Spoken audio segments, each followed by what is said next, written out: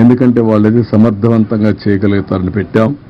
అదే సమయంలో loading unloading problem ఉంటే ఏపీఎస్పీ స్టాఫ్ ఉన్నారు, పోలీసులు ఉన్నారు, వాళ్ళ సర్వీసులు కూడా ఉపయోగించుకోవాలని వాళ్ళని కూడా పెట్టాం. అంటే ఇవన్నీ కూడా ఎందుకు చేస్తున్నామంటే ఎక్కడ కూడా ఒక చిన్న నిర్లక్ష్యం ఉండకూడదు. ఎట్టి పరిస్థితిలో లాస్ట్ మైల్లో ఉండే వ్యక్తులకు చేరవేయాలి. వాళ్ళ ప్రాణాలు చాలా ముఖ్యం. అదే మరి వాళ్ళు చాలా ఇబ్బందుల్లో ఉన్నారు. నేను చూసినప్పుడు అనిపిస్తుంది, డబ్బులుండేవాళ్ళు, డబ్బులు లేని వాళ్ళు, చదువుకున్న వాళ్ళు, చదువుకోలేని వాళ్ళు, ఏ ఏజ్ ఉన్నా ప్రతి ఒక్కరు అందరూ సమానమైపోయే పరిస్థితికి వచ్చారు. దీనావస్థలో ఉన్నారు. కడుపు నిండితే చాలని బాధపడుతున్నారు. కనీసం నీళ్లు కూడా దొరకకుండా నీళ్లు ఇస్తే అది అమృతంగా భావించే పరిస్థితిలో ఉన్నారు. అవి చూసినప్పుడు బాధ్యత పెరుగుతుంది.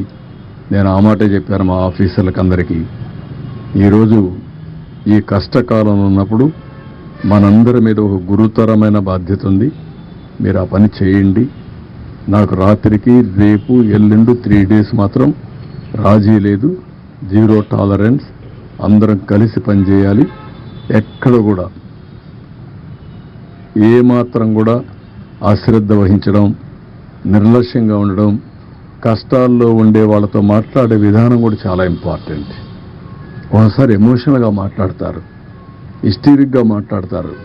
ఎందుకంటే నిన్నటి నుంచి భోజనం లేదు, కళ్ళ ముందర పిల్లలకు భోజనం పెట్టలేకపోయారు, పేషెంట్లుగా ఉండే పేరెంట్స్ని చూసుకోలేకపోయారు.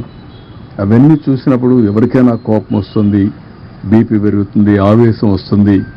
అలాంటి సమయంలో మనం వాళ్ళని సముదాయించాలి, ఎప్పటికప్పుడు వాళ్ళకి గౌరవించాలి.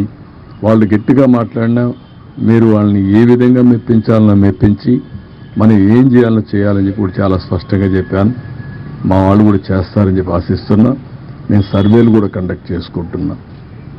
ఎక్కడికక్కడ ప్రజాభిప్రాయాన్ని మేము ఇచ్చినట్టు చేరాయా లేదా అని కూడా అడుగుతున్నాం. దానివల్ల కూడా నాకు సమాచారం వస్తుంది. ఆ సమాచారాన్ని బేస్ చేసుకుని మళ్ళీ అక్కడ పంపించవలసిన నిత్యావసర వస్తువులన్నీ పంపిస్తాం.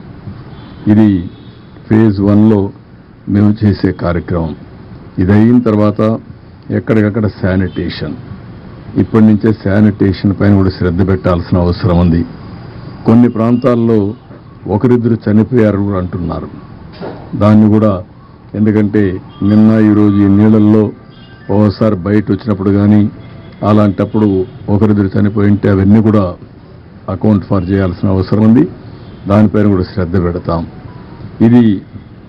ఇవన్నీ చేస్తూనే శానిటేషన్ కంప్లీట్ చేసి వాళ్ళకు పునరావాసం చేయడానికి మళ్ళీ ఏం చేయాలనో అవి కూడా ఫైనలైజ్ చేస్తాం.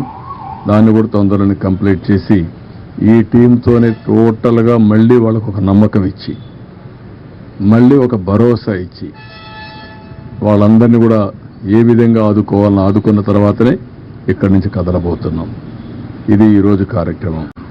కానీ ఏమీ తెలియని నాయకులు కనీసం వీళ్ళ పీరియడ్లో ఆ రోజు ఏదైతే మనం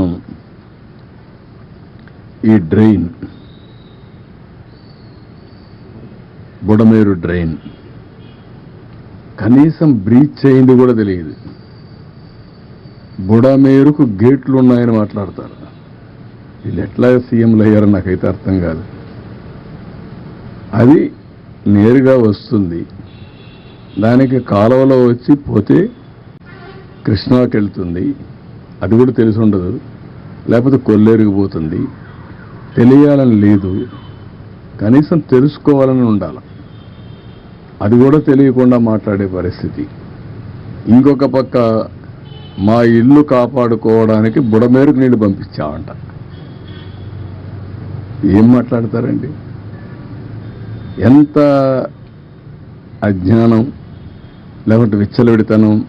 ఏది చెప్పినా నమ్మతారని, ఏదో ఒకటి వాగితే ఏమీ చేయలేదని. వచ్చింది వర్షాలు నిన్న రాత్రి జరిగింది. తెల్లవారే కొందుకు అందరం పరిగెత్తి ఎక్కడెక్కడుందో అన్ని జిల్లాల్లో కూడా ఫుడ్ పాకెట్స్ తయారు చేసి కొన్ని